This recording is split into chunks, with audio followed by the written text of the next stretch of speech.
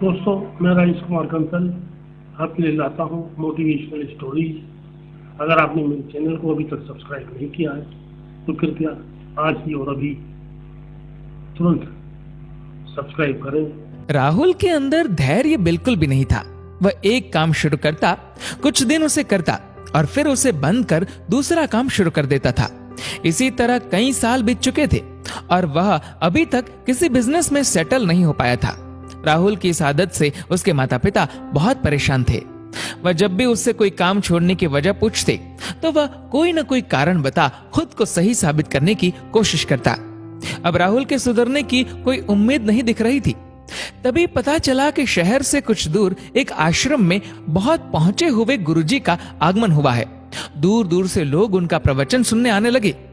एक दिन राहुल के माता पिता भी उसे लेकर महात्मा जी के पास पहुंचे। उनकी समस्या सुनने के बाद उन्होंने अगले दिन सुबह सुबह राहुल को अपने पास बुलाया। गुरुजी उसे एक बागीचे में ले गए और धीरे धीरे आगे बढ़ते हुए बोले, बेटा तुम्हारा पसंदीदा फल कौन सा है? राहुल बोला, आम।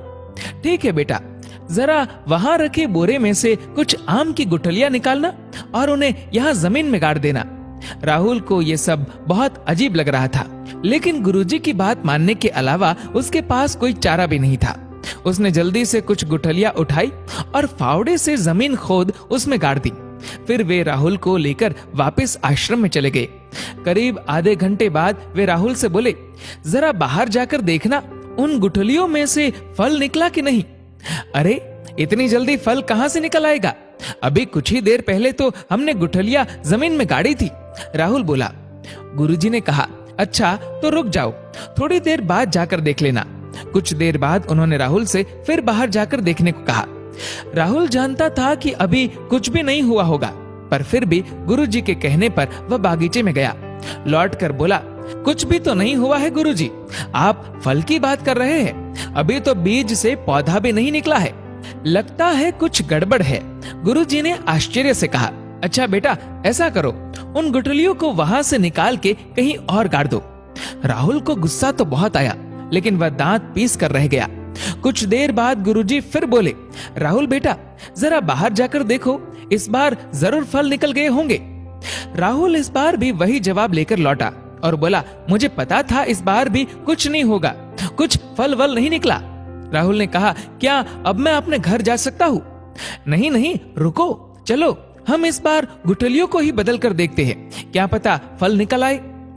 इस बार राहुल ने अपना धैर्य खो दिया और बोला, मुझे यकीन नहीं होता कि आपके जैसे नामी गुरु को इतनी छोटी सी बात पता नहीं कि कोई भी बीज लगाने के बाद उससे फल निकलने में समय लगता है।